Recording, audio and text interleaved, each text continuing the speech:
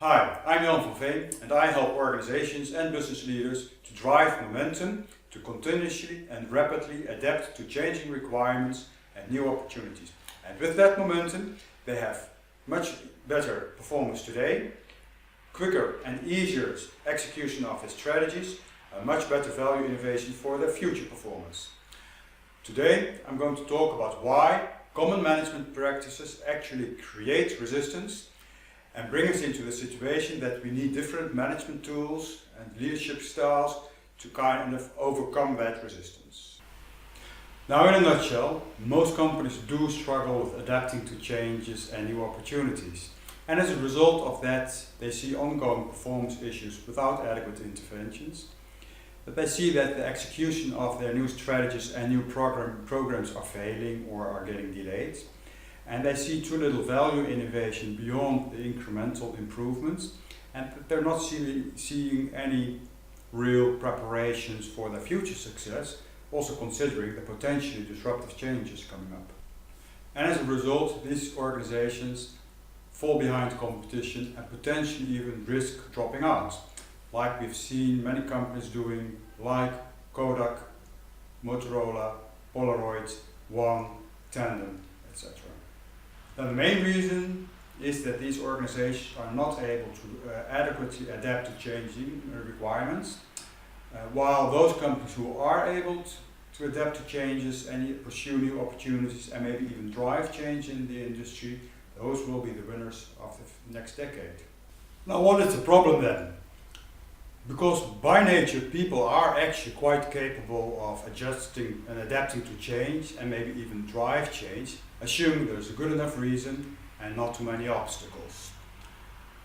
However, this willingness and ability to change is very easily blocked. So let's have a look into psychology and into our brains. Roughly, we can distinguish three different brains. The reptilian brain, which is a very primitive and fully automated part of our brain, which is completely dedicated to survival.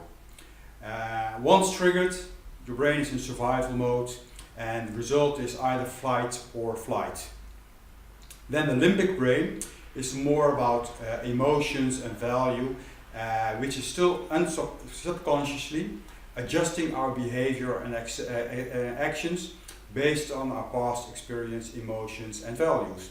And then we have the neocortex, where we really consciously are thinking, problem solving, reasoning, and there's where we have the creativity. Now this part, the neocortex, that is the brain we really need to adapt to change, be creative, find new solutions to face challenges, issues and the changing world. There are two important issues or challenges with the reptilian brain. First of all, when it is triggered and you're in survival mode, there is no space for any creativity or reasoning. It's very dominant, the reptilian brain. And the other point is, it's very easy to trigger the reptilian brain. If you get a slap in your face, you tend to hit somebody back. So that's why our mothers have taught us to always count to 10, take a deep breath before you take any actions about which you will regret later. Now, the common management practices too often trigger our reptilian brains to become dominant. A few examples. Performance management systems typical focus on driving and forcing performance of people instead of developing and learning and creating capabilities to perform. For example, not meeting objectives is often considered as a personal failure, which is not good for your career or your bonuses. Peers and managers do tend to react with disapproval when things go different than expected. And there is no dialogue going on how to actually achieve the objective. Many change initiatives, they focus on the big gap, where you are and where you want to be. Now this is far ahead, is difficult, is challenging, and that creates fear or uncertainty, and then the reptilian brain can kick in. Better would be to have a next step which is doable and after that is achieved, have the next doable step and the next doable step. Then there's also a lack of planning and preparing for contingency and margins if there are stretched objectives. Too often, when there's a stretched objective, there's just a single action plan or a line of plan to achieve those objectives. And then if something goes wrong, then panic kicks in and the reptilian brain becomes dominant. It would be much better to prepare and actually over-engineer and aim higher than the objective and prepare different strategies and plans to achieve it and do them simultaneously. That will create a lot of reserve and margins for if there are setbacks that you still achieve your objectives.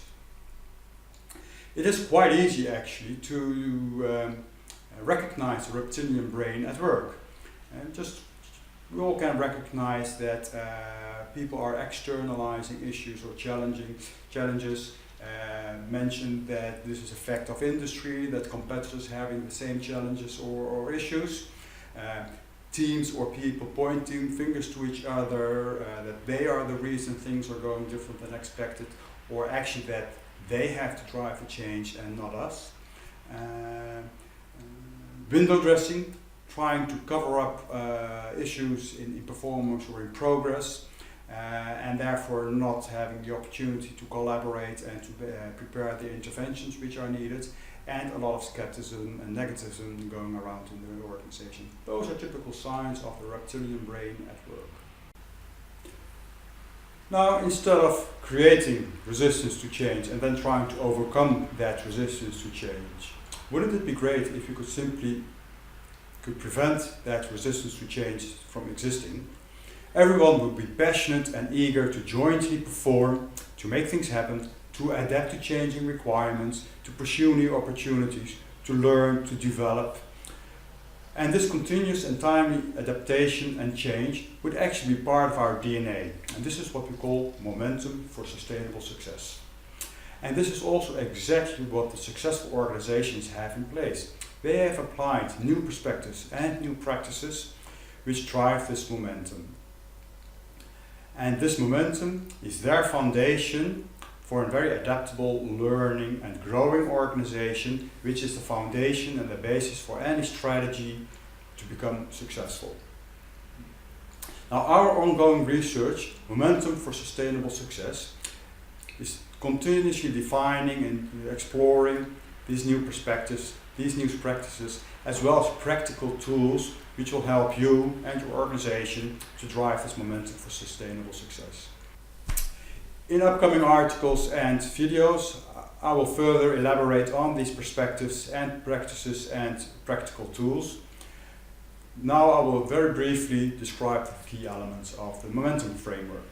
The momentum framework consists of three sections: momentum perspectives, the momentum practices, and the momentum roadmap. And I will cover the first two briefly and further will elaborate in the upcoming videos. The momentum perspectives are all about the assumptions and beliefs within the entire organization, which serve as a guiding principle for everybody on their daily actions, decisions, behavior, and messages in their communication. First one, people can and want to drive change. They're not the source of resistance. Secondly, performance comes from strong organizational capabilities, not just people working hard and fast. It's all about working smarter. And thirdly, the future success lies beyond the current business as usual. So that has to be explored and developed.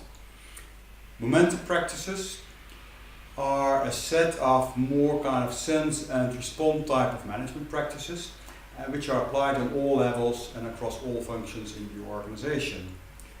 Key elements here are having a clear and compelling picture of the future state of the organization, the aspirations, what kind of change is required and how to get there.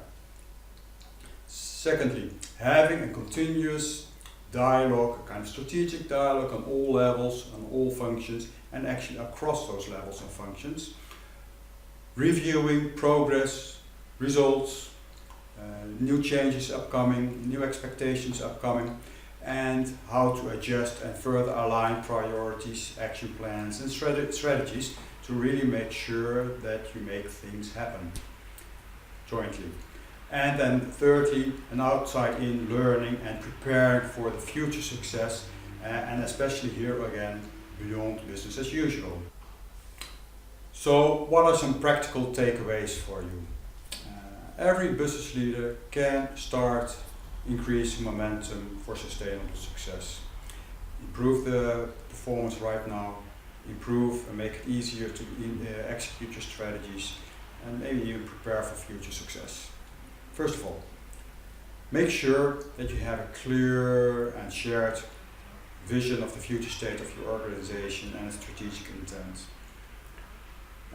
which is compelling for everyone in your team and your key stakeholders. Establish a kind of practical roadmap, different steps how to get towards that vision. What is going to be the focus and the space for this year, or maybe even this half year? What's going to be the focus, what needs to be done then, and the next half year or year?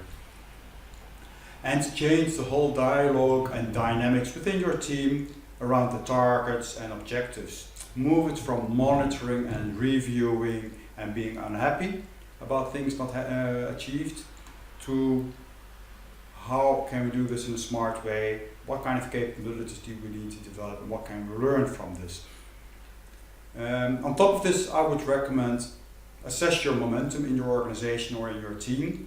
You could use our web-based survey for that. This is till the end of 2016 free of charge, as this survey is part of our research program. And this will give you a kind of report of how you score and compare against the best in class about driving momentum. And the other one is check upcoming articles and videos where we will be elaborating about the perspectives, the practices and very practical tools in driving momentum. Now I just mentioned our research about momentum for sustainable success. So let me very briefly explain a little bit more about this research. It's a kind of ongoing endeavor to identify and explore the key successful perspectives and practices and tools, methods, how to drive momentum for sustainable success. And this framework, which is being developed here, will help you also to be more successful in your organization and make your organization more successful. So you are invited to participate in the survey by conducting the survey. It's a web-based survey which takes you something like 12-15 minutes, and as a return you will receive a specific report about how you compare towards your the peer other companies. And in the early 2017 you will also receive the full research report with the momentum framework as defined by them. Thanks for watching. I hope you like it and that it is valuable for you. If so, please do share and like this video within your network down below. I will be posting a video and an article every Tuesday, and they will cover the momentum framework, value innovation, change, sustainable success. They will also cover research findings and case studies. If you do not want to miss out these videos and articles, please make sure that you subscribe to this YouTube channel and subscribe for the newsletter on my website. The link is up here. If you have any comments or questions, please do not hesitate to post them down below here or touch base with me via the contact link also up here. Thank you very much and see you next time.